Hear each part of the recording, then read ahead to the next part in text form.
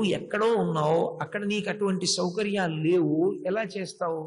అంటే సంధ్యావందనం చేసి, అందుకే దగ్గర ఎప్పుడు ఎండిపోయిన మారేడు దళాలు కానీ ఎండిపోయిన తులసి దళాలు కానీ ఉంచుకోండి అంటారు ప్రయాణంలో. ఎందుచేత? నీకు అక్కడ పువ్వులు లేవు, ధూపం లేదు, ఈ మాటలు నువ్వు అనక్కర్లేదు. ఇన్ని అక్షతలు, ఎండిపోయిన తులసి కానీ బిల్వం కానీ దగ్గర ఉండి చిన్న ఈశ్వర మూర్తిని నువ్వు తీసుకెళ్ళగలిగితే నీ ఇష్టదైవాన్ని చక్కగా ఓ పళ్ళెంలో పెట్టుకుని కాసిన నీళ్ళు ఎప్పుడు ఉంటాయి. నువ్వు సంధ్యావందనం చేసావంటే నీళ్లు ఉన్నాయని గుర్తు. నీళ్లతోటే సగం మంత్రం అయిపోతుంది. పాదయోహ పాద్యం సమర్పయామి, హస్తయోహ అర్ఘ్యం సమర్పయామి, ముఖే ఆచమనీయం సమర్పయామి, అన్నీ అయిపోతాయి.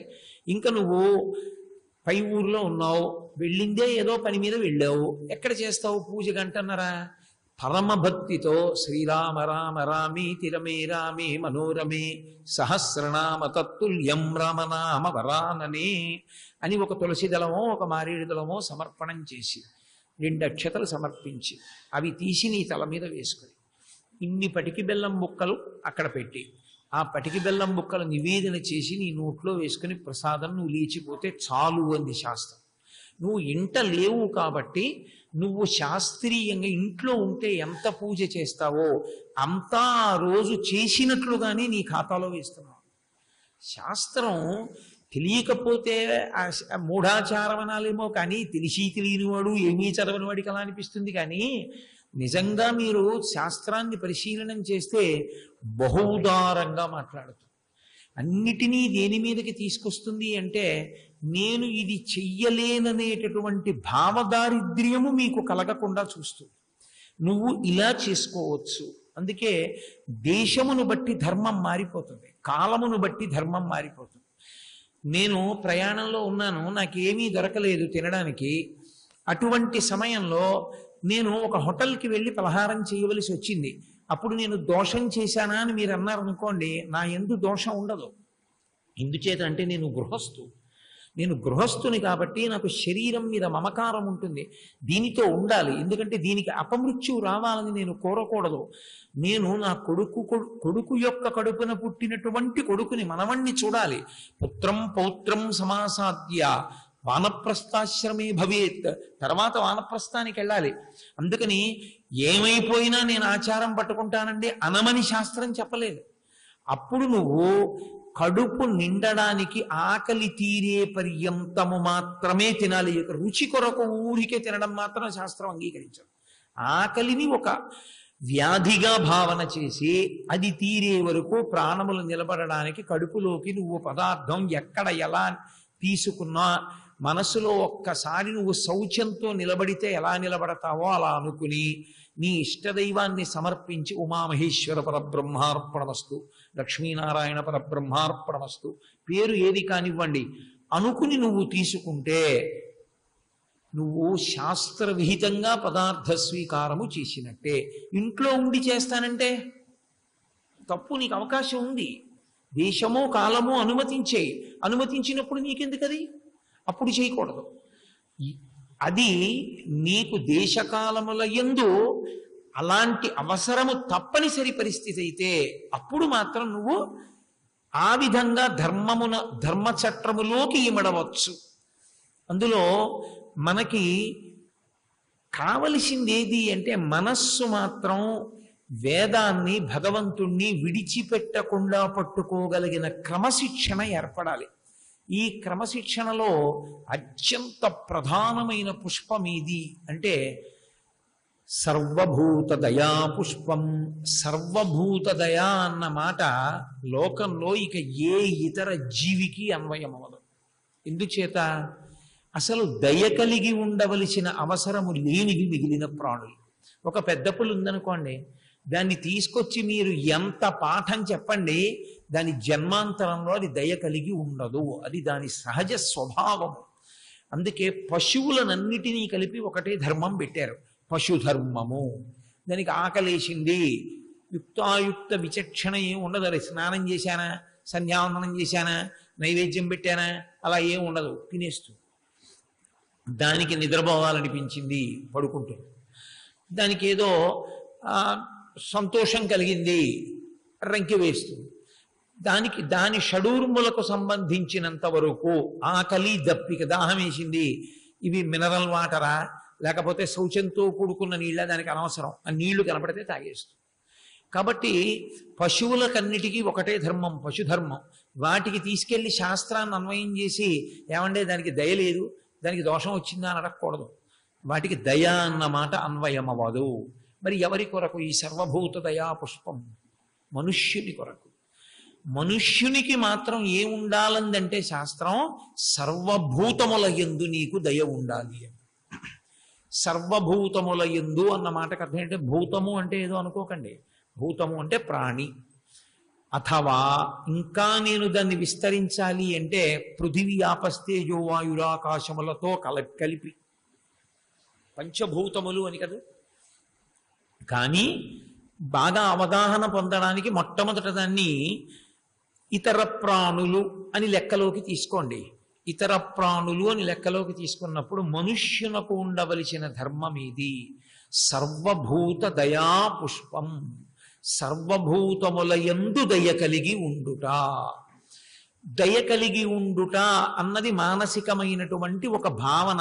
దయ అన్నది ఏమంటే నేను దయ లేకుండా ఏమిటో బతికేస్తున్నాను, కొద్దిగా కొనుక్కుందాం అనుకుంటున్నాను, ఎక్కడ దొరుకుతుందంటే అలా ఏం దొరకదు. అది దయ మానసిక భావన. దయ అనగా ప్రేమ. దేనికి ప్రేమ? దయ ఎందుకు కలగాలి? దయ అంటే కారుణ్యము. దయ ఎందుకు కలగాలి అసలు అని అడిగారు.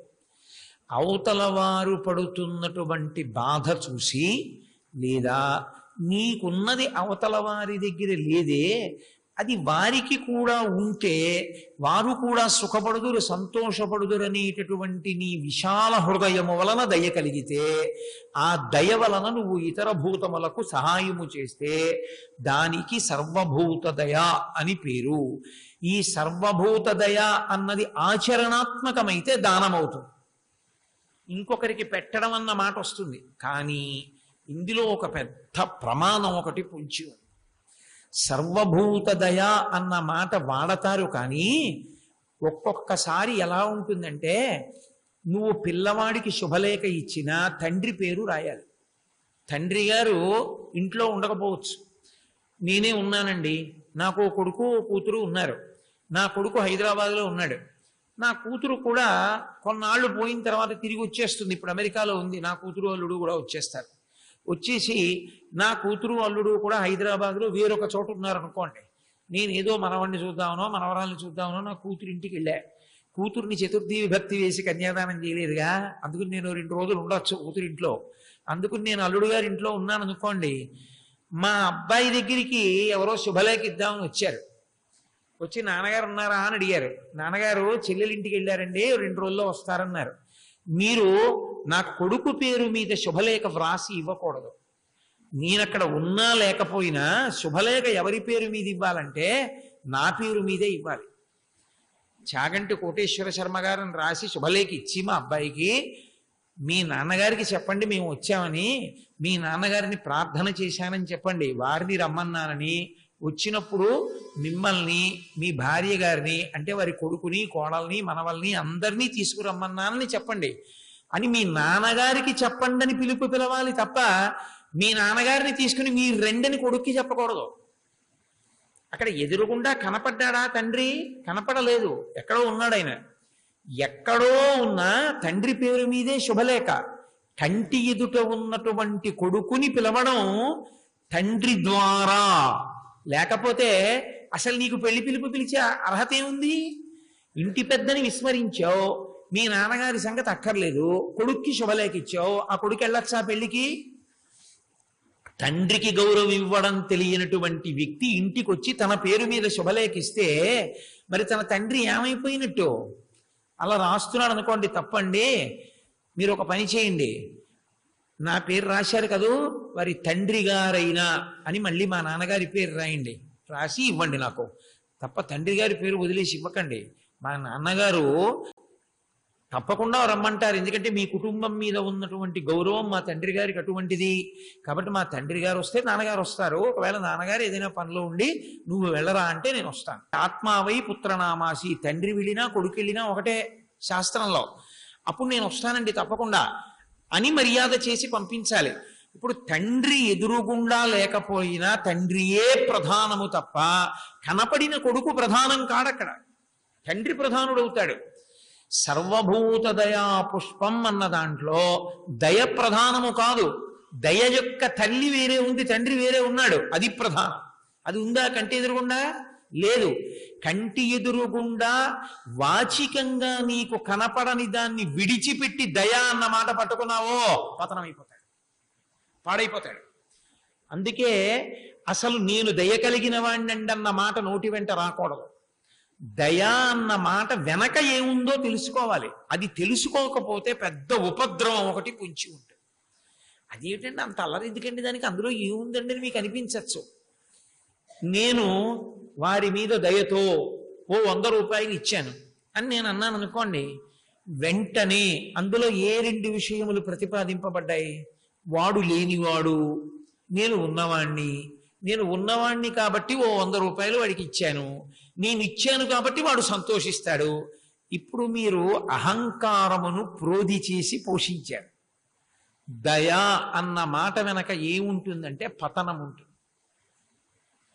నేను చాలా దయగలిగిన వాడినండి, నేను చాలా కరుణతో చేస్తున్నానండి, మా అందరికీ డబ్బులు ఉన్నాయి, వాళ్ళందరూ డబ్బులు లేని వాళ్ళు, అందుకని డబ్బులు లేని వాళ్ళందరికీ డబ్బులున్న వాళ్ళందరం కలిసి ఏదో చేస్తున్నామండి అని మీరు అన్నారనుకోండి, ప్రయోజనం పొందిన వాడి మాట దేవుడెరుగు, ఎవడు చేశాడో వాడు పాడైపోతాడు. ఎందుకో తెలుసా? రామకృష్ణ పరమహంస ఒక మాట చెప్తారు. ఒంటెకి ఒక లక్షణం ఉంటుంది. ముళ్ళ పొదల దగ్గరికి వెళ్ళి అది ఆ ముళ్ళ పొదలను, అందులోనూ మామూలు ముళ్ళు కావు, రమణ మహర్షి అంటుండేవారు రక్కసి ముళ్ళు అని, ఇంతంత ముళ్ళు ఉంటాయి. ఇంతంత ముళ్ళున్న పొదల దగ్గరికి వెళ్ళి దాని ముట్టి, చాలా పెద్ద ముట్టి ఉంటుంది, ముట్టి ఒక్కటే ఇలా పైకి లేస్తుంది ఒంటెకి. ఆ ముట్టి పైకెత్తి కొరుకుతుంది. కొరుకుతుంటే ముళ్ళన్నీ వచ్చి పళ్ళల్లో, చిగుళ్లలోకి, పెదవుల్లోకి పొడుచుకుంటాయి. పొడుచుకుని నెత్తురు కారుతూ ఉంటుంది దానికి. అందుకే ఒంటె ముళ్ళ పొదల దగ్గరికి వెళ్ళింది అంటే ముళ్ళ పొద నిండా నెత్తురు పడిపోతుంది. అదే గుర్తు.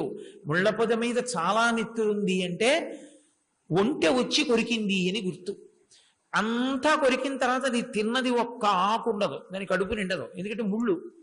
ఆఖరిని అది ఏం చేస్తుందంటే ముట్టి పైకెత్తుతుంది. అరే నా కడుపు నిండలేదురా, కానీ చాలా నీరసంగా ఉంది, కడుపు నిండకపోగా ఎందువల్ల అనుకుంటుంది. చూస్తుంది ఆ పొద నిండా దాని నెత్తురు పడిపోయింది. ఏది తిని నెత్తురు తయారు చేసుకోవాలో అది తిని నెత్తురు తయారు చేసుకోలేదు. ఏమీ తినకుండా పంటికి చిగురుకి గుచ్చుకుంటున్నటువంటి అనుభూతి కొరకు నేను తింటున్నాను అనుకుని తనలో ఉన్న నెత్తురు పోగొట్టుకుంది. అప్పుడు వెళ్ళి బాధతో పడుకుంటుంది. చిచి, ఇక నేను ఇప్పుడు ముళ్ళపోత కొరక్కూడదంట. ఉత్తిది మర్నాడు మళ్ళీ కొరుకుతుంది. సంసారి అంటారు రామకృష్ణ పరమహంస. ఆ నెత్తురు ఒలికిపోయేటట్టుగా ప్రవర్తించేటటువంటి ఒంటె ఎటువంటిదో, దయాగుణంతో నేను దానం చేస్తున్నాననుకున్నవాడు కూడా అటువంటి వాడే. వాడు నేనేదో చేస్తున్నాను అనుకుని ఆఖరికి తాను పాడైపోతాడు. అందుకని దయ వలన చేస్తున్నానన్న మాట శాస్త్రమునందు వాడనే వాడరు. 2, నేను స్నానం చేస్తానండి అన్నారనుకోండి, శంకరాచార్యుల వారు ఈ దయా అన్న మాటకి వ్యాఖ్యానం చేశారు. అందులో శంకర భగవత్పాదులు వాడినటువంటి మాట ఏమిటంటే, వారన్నారు స్నానం చెయ్యాలి అనుకున్నవాడు ఒకడు తటాకమునందు అంటే నీటి గుంటలో ప్రవేశించి స్వచ్ఛమైన జలాలతో స్నానం చేస్తున్నాడు. వేరొకడు బురద గుంటలో ప్రవేశించి అందులో మునిగి లేచి నేను స్నానం చేశానన్నాడు. ఎవరిది స్నానం? ఎవరు నీటి గుంటలో మునిగాడో వాడు స్నానం చేశాడు, ఉన్న మకిలిపోయింది. ఎవడు బురద గుంటలో మునిగి పైకి తేలాడో వాడు స్నానం చేయలేదు, కొత్త బురద అంటించుకున్నాడు. ఇద్దరూ మునిగారు, కానీ ఒకడికి మునక వలన దోషం పోయింది, ఒకడికి మునక వలన కొత్త దోషం అంటుకుంది. నేను కారుణ్యంతో దయతో దానం చేస్తున్నానన్న ప్రతివాడు బురదలో మునిగి స్నానం చేసిన వాడే. ఎందుచేత పైకి కనపడదో అది అహంకారమును విపరీతంగా పోషిస్తుంది. అహంకారం మనకు మేత కావాలి, అది కూడా తృప్తి పొందాలి. తృప్తి పొందడానికి ఐశ్వర్యం ఒక సాధనమై కూర్చుని వాడు లేనివాడు నేను ఉన్నవాణ్ణి అందుకు నేను పెడుతున్నానంటాడు. దీనికి విరుగుడు చెప్పింది అందుకే శాస్త్రం. సర్వభూత దయ నీకెందుకు ఉండాలని అడిగేది. ఇది కనపడని తండ్రికి శుభలేఖ ఇవ్వడం అంటే. నీకు అవతలవాడికి లేదన్న జాలి చేత కాదు నువ్వు ఇచ్చేది, అవతలవాడికి లేదన్న దయచేత కాదు నువ్వు ఇవ్వవలసింది, అవతలవాడి యందున్నటువంటి ప్రేమ చేత ఇవ్వాలి. ఈ చెయ్యి, కుడి చెయ్యి నిప్పెట్టింది, ఈ ఇక్కడ ఉండేటటువంటి మణికట్టు సెలిపేస్తోంది బెణికి. అందువల్ల ఇది అన్నం ఇలా కలుపుకుని ముద్దెత్తి నోట్లో పెట్టలేకపోతోంది. ఈ పెట్టలేకపోతుంటే ఎడంచి చూసింది, అయ్యో పాపం ఇది ఎప్పుడూ అన్నం పెడుతూ ఉంటుందిరా శరీరానికి, ఇది పెట్టలేకపోతోంది ఇవాళ. ఇప్పుడు ఈ ఎడంచి లేచి చెంచాతో ఎడంచేత్తో అన్నం తిన్నాడు, కుడి చేత్తో తినలేకపోతున్నాడు కాబట్టి. ఇప్పుడు ఎడంచెయ్యి కుడి చెయ్యి మీద జాలితో పెట్టలేదు, ఎడంచెయ్యి కుడి చెయ్యి మీద ప్రేమ చేత. ఈ చెయ్యి రోజు అంత చేస్తుంది, ఇవాళ చేయలేకపోతోంది కాబట్టి నేను చేస్తాను. దయకి ముందుండవలసిన తల్లి తండ్రి ఎవరంటే ప్రేమ. ఎందుకు ప్రేమ ఉండాలి? నీ శరీరంలో ఉండేటటువంటి అవయవములు వేరైనా అన్నీ కలిపి ఒక్కడికే చెందుతున్నాయి. నేనుకి చెందినవి ఇవన్నీ. నావి 2 చేతులు ఉన్నాయి, కానీ 2 చేతులైనా నాది అంటాను. ఈ చేతి మీద మమకారం ఎంతో ఈ చేతి మీద మమకారం అంతే, ఈ కాలు మీద మమకారం ఎంతో ఈ కాలు మీద మమకారం అంతే. ఒకటే ప్రేమ అన్ని అవయవాల మీద. పోనిద్దు, చిటికిన వేలే కదా, అది పెద్ద పోతే ఉంది, దానికి పుడ్డు పుడితే ఉందని ఊరుకుంటానేంటి? అలా ఏం ఊరుకోను. ప్రతి అవయవం మీద ప్రేమ ఉన్నట్టే ఈశ్వరుని యొక్క సృష్టిలో ఈ సమస్త ప్రాణుల యందు ఉన్నటువంటి చైతన్యము ఒక్కటే, అన్నిటి యందు ఉన్న చైతన్యము ఒక్కటే. అరే, ఇందులో పదార్థం పడకపోతే ఆకలేసినప్పుడు ఇందులో ఉన్న జీవుడు ఎంత బాధపడతాడో, ఎదురుగుండా ఉండేటటువంటి ప్రాణిలో ఉన్న జీవుడు ఆకలికి అంత బాధపడుతున్నాడని నీకు జాలి దయ దేని వలన కలగాలంటే ప్రేమ వలన కలగాలి. అరే, ఇద్దరం ఒక్కలాంటి వాళ్ళమే, ఏముంది అందులో పంచభూతాలు ఇందులో పంచభూతాలు, అందులో జీవుడు ఇందులో జీవుడు. ఉన్న ఒక్క తేడా ఏమిట్రా అంటే పరమేశ్వరుడు పెట్టి చెయ్యిచ్చాడురా, ఎంత అదృష్టం రా, సంతోషంగా వాడికి పెడుతున్నాను నేను అని పరమ ప్రేమ వలన దయ కలిగితే. ముందు ఉన్నది ప్రేమ. ఈ ప్రేమ వలన నువ్వు పెడితే, ప్రేమ దేని వలన? ఈశ్వరుడు కారణంగా. అంతటా ఉన్నది ఒక్క భగవత్తత్వమైనటువంటి కారణం చేత నువ్వు పెడితే అది అహంకారమును పోషించదు, కృతజ్ఞతాభావము పెళ్ళుబుకుతుంది. 10 మందికి 4 మంచి మాటలు చెప్పేటటువంటి అదృష్టం నీకు ఇస్తున్నాను రా అన్నాడు ఈశ్వరుడు. నా యందు ఈశ్వరుడు ఎంత అనుగ్రహం చూపించాడు, దానివల్ల కదూ 4 మంచి మాటలు చెప్పగలుగుతున్నాను. ఈశ్వరా, నేను నీకు కృతజ్ఞుడను అని నేను అనుకున్నాను అనుకోండి, అది అహంకారానికి కారణం కాదు. వీళ్ళందరూ తెలివి తక్కువ వాళ్ళు, వీళ్ళకేం తెలియదు, నేను ఒక్కడే తెలివైన వాడిని, అందుకే నాకు ఇంత ఆసనం, అందుకు నీ చెప్తే వాళ్ళు వింటూ ఉంటారని, వాళ్ళకేం తెలుసు అని నేను అనుకున్నాను అనుకోండి, అప్పుడు చెప్పడమే ఇప్పుడు చెప్పడమే.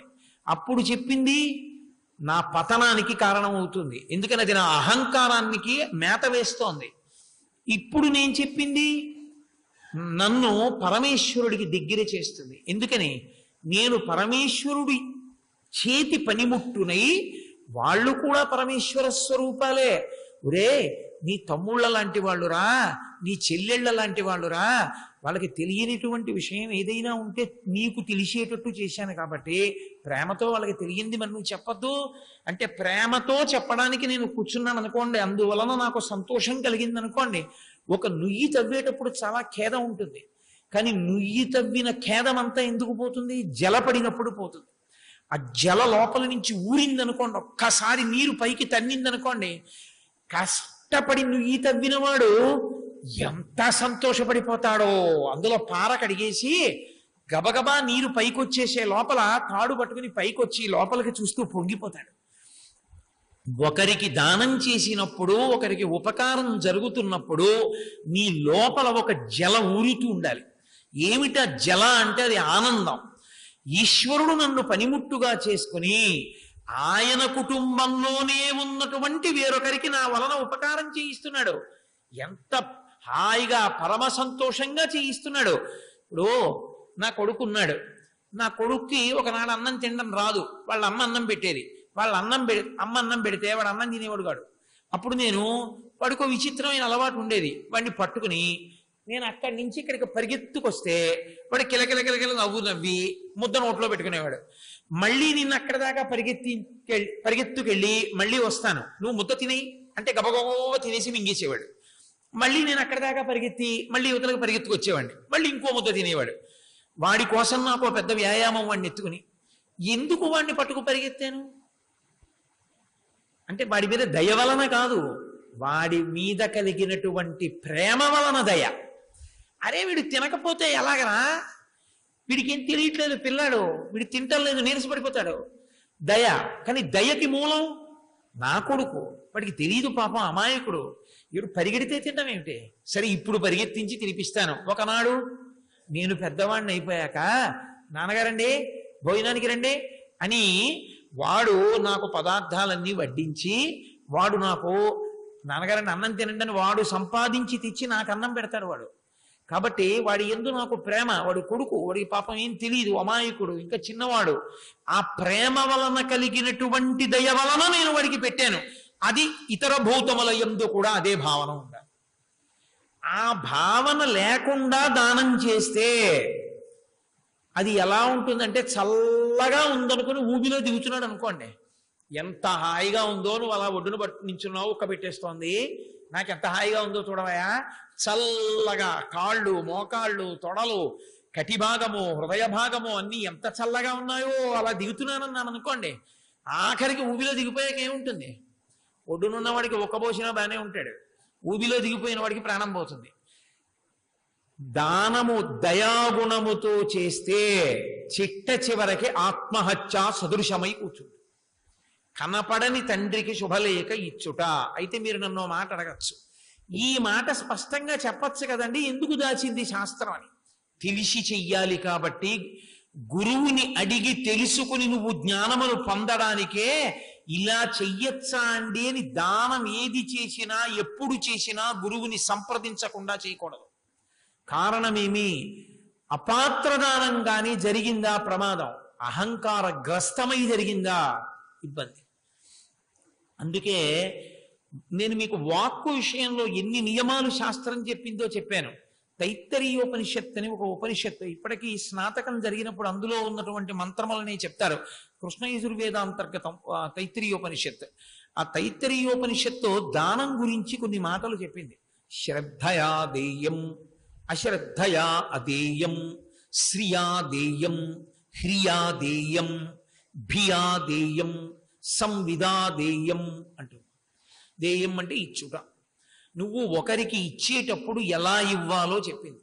మొదట ఏం చెప్పిందంటే శ్రద్ధయా దేయం, అసలు నువ్వు ఇతరులకు ఎందుకు ఇవ్వాలో నువ్వు తెలుసుకుని ఇవ్వడం మొదలుపెట్టు. అందుకే ఆధ్యాత్మిక భావనల యందు అంతర్భాగము దానము సమాజ సేవ తప్ప భగవంతుని సేవ నుంచి విడివడినటువంటి సమాజ సేవ సనాతన ధర్మమునందు లేదు.